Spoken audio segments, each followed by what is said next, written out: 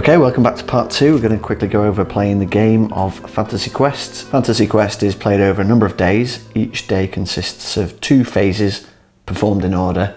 The daylight phase, where heroes take turns performing actions, engagements and deeds. And the night phase. During the night time, a location falls into gloom, a night effect resolves, and heroes prepare for the next day.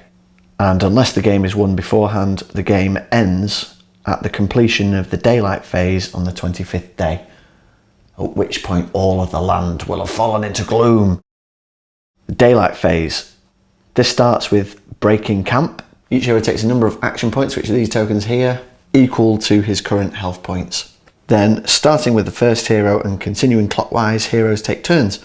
On his turn, a hero either takes a turn or passes. If a hero has not made camp on a previous turn this phase, he has to take a hero turn. If a hero has made camp on a previous turn, he's got to pass. The daylight phase finishes when every hero has made camp, which is basically ending his turn, and play then proceeds to the night phase.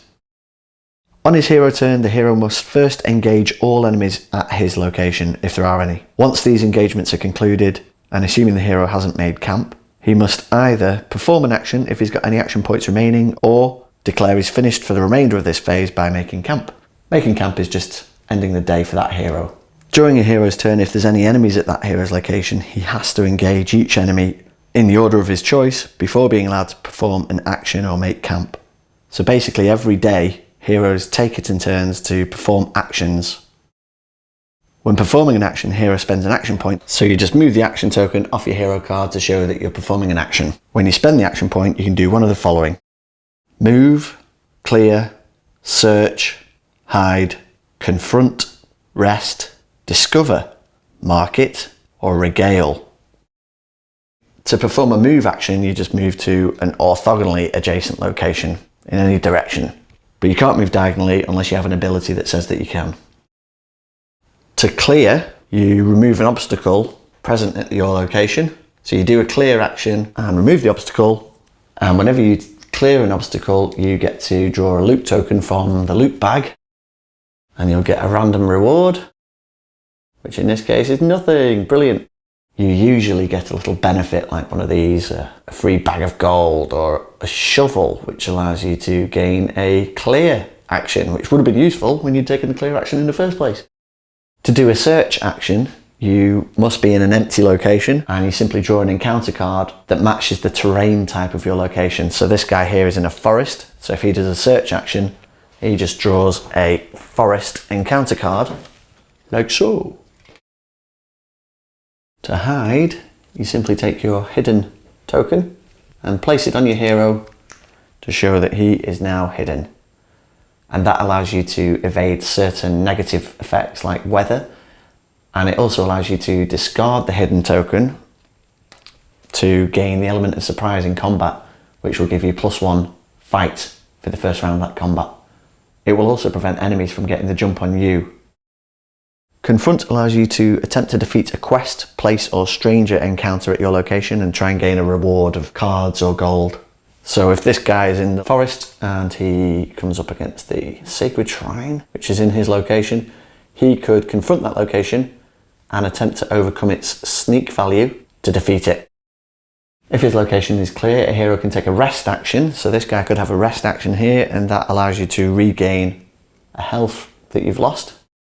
You can't do a rest action if there's any other encounters at your location.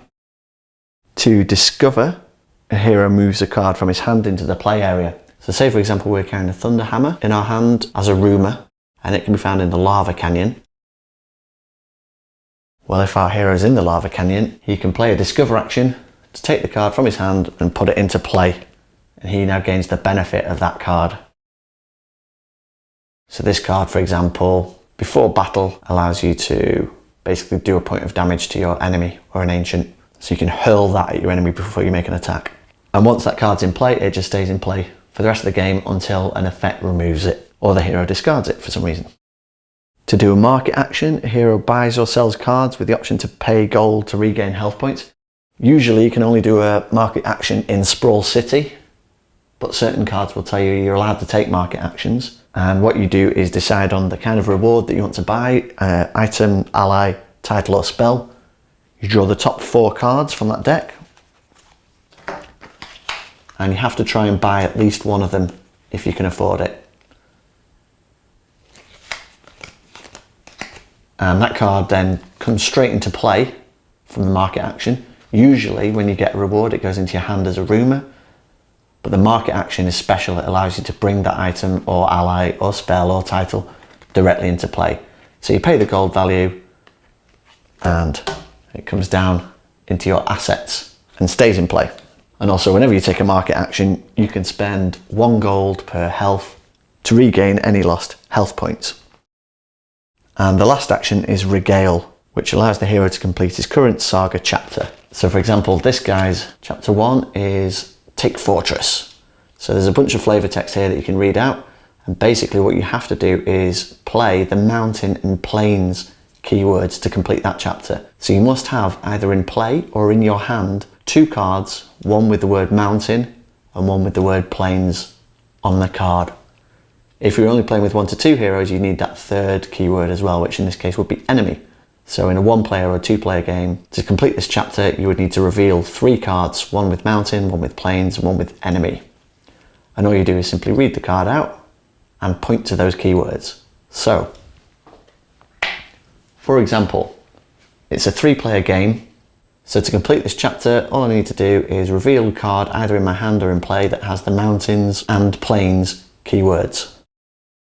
So far in the game, I've managed to defeat the Beastman and the Watchman. And if we look at these 2 cards, the Beastman has mountain as a keyword, and the Watchman has plains as a keyword.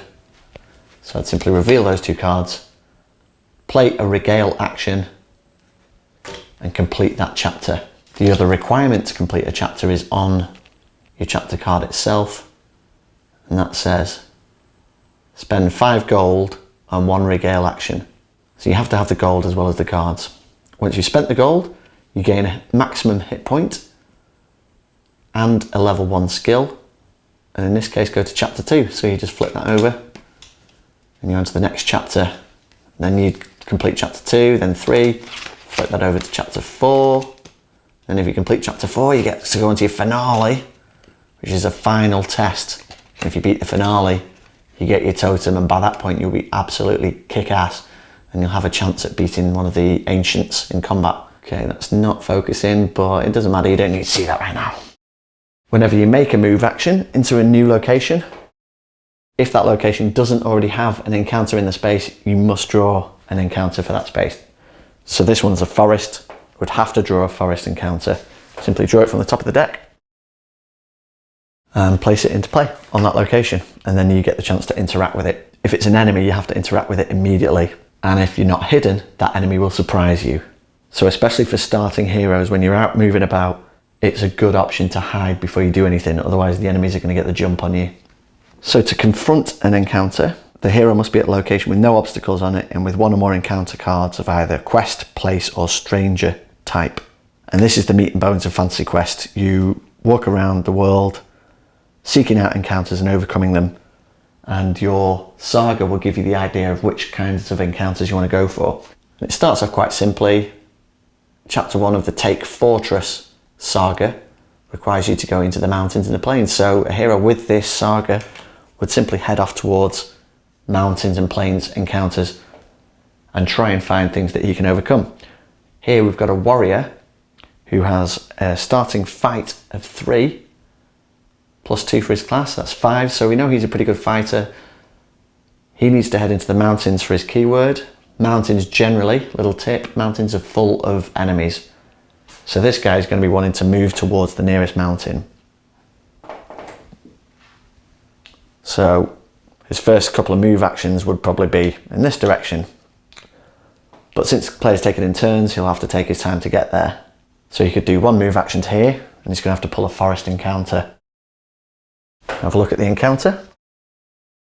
It's the Sacred Shrine, which we've seen a few times already. So his first action is to move there and pull the Sacred Shrine. Then play would pass to the next player. He's looking to go to the forest and mountains. Okay, he's got a good sneak value because he's a dwarf rogue, so his sneak is 4. So he's good at taking on places which use the sneak value. So for his action, he could move to a new location and search for a place, or he could say there's one right here, I'm just going to go for that. So his move action would be to move here. Normally on a move you would draw an encounter card. If there's one already in play, you don't have to. So that would be his action done. So the first guy's played one action to move into the forest. The second guy's played one action to follow him. So we go back to the human warrior again. Okay, so he could now try and tackle that shrine, overcome it, and stop this guy from getting it. So the human warrior has spotted that this guy's come after the sacred shrine and he's decided he's going to go for it. So he spends a confront action to try and tackle the sacred shrine. So we have a look at the card here and we can see what attribute we're allowed to test against. In this case it's only got sneak, so we have to test against sneak. Our hero has 2 sneak, so he gets 2 dice, and every 5 or 6 is considered a success, and he needs 6 successes to defeat the sacred shrine. So we're not going to get them all in one go. So he spends 1 action, gives him 2 dice, and he needs 5s or 6s. Okay, we've got 1 success. So we can mark that by putting a hit point token down as a success, and if he gets 5 more of them, he'll succeed and defeat the sacred shrine.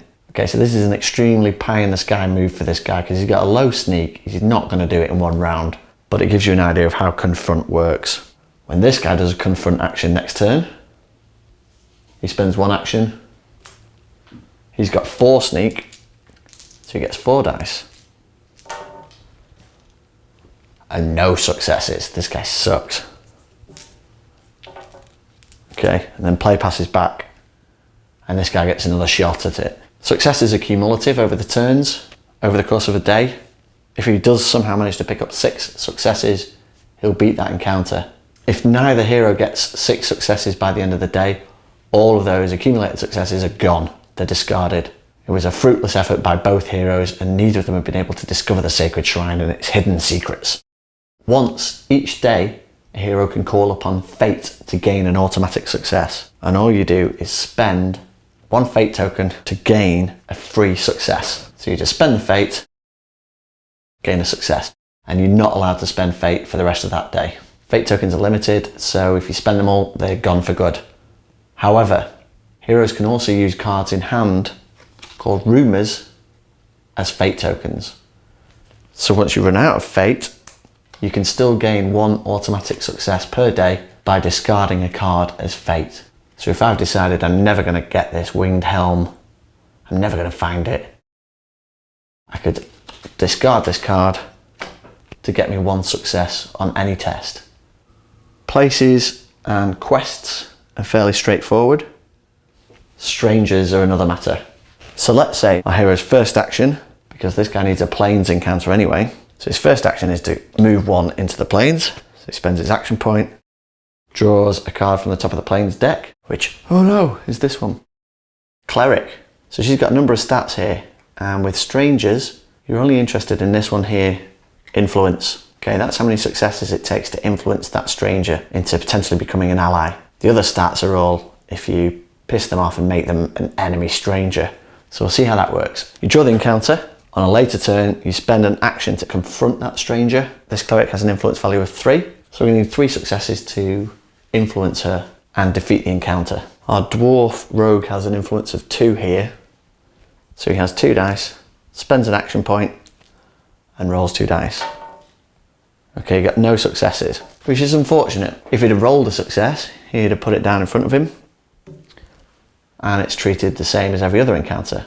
But strangers are pernickety folk, and if you don't get any successes, you've basically committed all kinds of social faux pas, rubbed them the wrong way, and caused them to become incredibly violent towards you. So a hero who rolls 0 successes against a stranger has to declare them as an enemy, and since this guy's done just that, he takes an enemy token, pops it down on the stranger, and that stranger is now his enemy for the rest of the game. that means a fight starts straight away. So we go straight to engagement and he's going to have to battle that stranger. So to all intents and purposes, for the rest of the game, that stranger is now considered an enemy to our dwarf rogue. If the human warrior comes along to have a chat with them, the cleric might still be amenable to his advances. He can still roll normally to try and confront and interact with them using influence. If he gets 0 successes as well, he places an enemy stranger token and she becomes his enemy as well. But providing you get at least 1 success, the stranger is amenable and happy to chat and maybe even aid you on your quest. A hero can be hidden whilst interacting with a place because he can sneak around a place, and a hero can be hidden whilst he's interacting with a quest. But you can't be hidden whilst interacting with a stranger, so you have to discard any hidden tokens to walk up to and chat to any of the people living in the land of Kilforth. Let's say our human warrior, who's slightly more charismatic, he has an influence value of 3, comes along and has a chat with the cleric. So he's moved onto location, he spends a confront action to interact with her. He's got 3 influence. He needs 3 successes over the course of that day, providing he doesn't roll 0 successes. And he somehow magically rolls 3 successes. Okay, he's defeated that encounter. Whenever a hero defeats an encounter, he goes through 2 reward steps called loot and rumour. So first of all, we have a look at the card. He's got influence 3, he's rolled 3 successes, so the card is now defeated. The cleric has been persuaded to join the cause of the human warrior in overcoming his saga. It also has an ability here called Defeated by Pious. So if our warrior had a pious keyword, he could instantly defeat this without having to roll. Now that it's defeated, we perform the 2 reward steps of loot and rumour. The loot step. To loot a card, you either gain the gold value listed on the card in gold, or you draw a loot token from the loot bag. With a stranger, this represents the funds that stranger is willing to commit to the hero's cause. With a place, it represents the loot that he finds whilst exploring that place. With a quest, it's the reward for completing that quest. And with an enemy, it's the loot that he finds on that enemy's body. After this loot step, we move to the rumour step, and the hero gains a rumour. He may either take this defeated encounter card into his hand as a rumour, which could be useful because it's got a number of keywords here: noble, plain, stranger, female. These keywords could appear on his saga. If so, he simply takes that card into his hand, and that's the rumour step complete. Or he can discard this encounter card and claim the reward that this encounter card will give him. The reward is this symbol here, and in the case of a stranger, it's always an ally. So that stranger will either become or point you towards the location of an ally who can help you. This symbol matches the reward symbol on its reward deck. So say we choose to go for the ally that the cleric gives us, we simply discard this card and draw an ally. And you can see the reward symbols match up. Okay, so this cleric, she gives you the rumour of the wild mage. So the wild mage card goes into your hand as the reward, as the second part of the reward step. So now that the card's in your hand, you know that the wild mage is in the shrouded glade. Maybe it's the cleric's sister, maybe it is the cleric, and she's secretly a wild mage and she has to go home and collect her stuff and get her wild mage garb together. But either way, your hero now has to head towards the shrouded glade to discover this wild mage and put it into play as an ally. So it's a miniature quest in itself. So we've defeated the cleric has given us information about where the wild mage exists and how she'll be able to come to help us. So now this card goes into our hand as a rumour, and we have to find the shrouded glade, which is here. So our hero is now going to move over there at some point and play a discover action to bring the wild mage into play. So there are always 2 steps to defeating an encounter. The loot step, where you get gold or a loot token, and the rumour step, where you keep the encounter card or take the encounter card's reward. Strangers give out allies. Enemies give out items, which is this symbol here. Places give out titles, and quests reward you with a spell. So you simply take the appropriate reward card from the appropriate reward deck. The exception here is if a hero defeats a stranger with his enemy token on it. If the hero kills a stranger, that stranger cannot point him towards an ally. The hero who kills a stranger in combat will only ever be able to gain its gold value for the loot step and the defeated encounter card in the rumour step. He'll never be able to draw a loot token or a reward for defeating a stranger in battle. Hand size. Each hero is limited to 6 rumours in his hand. If a hero ever has more than 6 rumour cards in his hand, he's got to discard back down to 6. To rest, if a hero has been injured, he must be at a location with no encounters and have fewer than his maximum health, and a hero who rests simply regains 1 health point. Discover. To discover a rumour, a hero simply has to be in that rumour's location. So this guy has the old winged helm here, which is in the Barrowmoor. So if we find ourselves in the Barrowmoor, we simply play a Discover action and take this card from our hand and put it into play. Once we've put it into play, it becomes an asset. A hero can never have more than 6 assets in play at any given point. If he has more, he's got to discard them down to 6. Assets also always have a unique keyword. In this case, it's armour. And a hero can never have more than 1 of a unique keyword type. So now that he's got the winged helm in play, he can't play another armour card as an asset. The market action.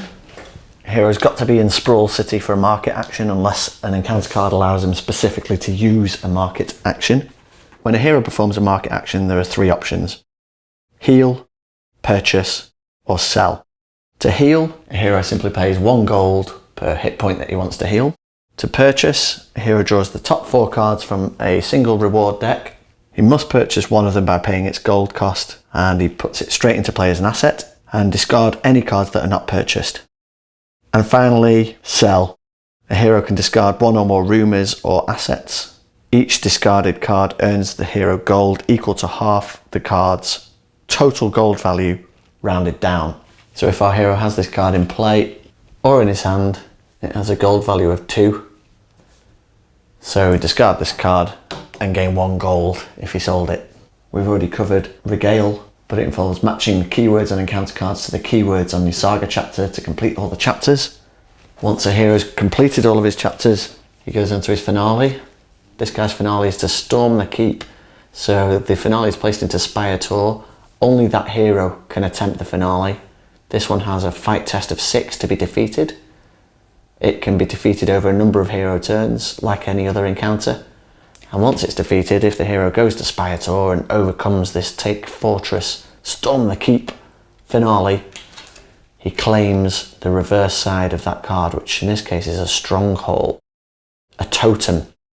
And it gives the hero a huge power boost and a bunch of other special bonuses. The biggest of which is that it puts the Ancient on the map. So when a hero defeats his finale, he can bring the Ancient into play. In this case, the Prince of Ruin turns up at the Old Wood, and the hero can now go and have a bash at him and try and win the game. Events. There are also encounter cards called events, and these are played immediately and discarded. This particular one is a treasure cache. It can be found in the mountains. Spoiler alert! And it plays on the weakest hero. And that hero gains 5 gold. The weakest hero is the hero considered to be the lowest level, which means he has the lowest skill level. If more than one hero is considered the weakest, the first player decides who is the weakest hero. Okay, so that's an overview of the daylight and action phases. Next up, we'll go through engagements, deeds, and the night phase. And by that point, hopefully you'll have a great idea of how the game plays. Please feel free to comment in the comments section or email me and let me know if you have any other questions. Thanks for watching.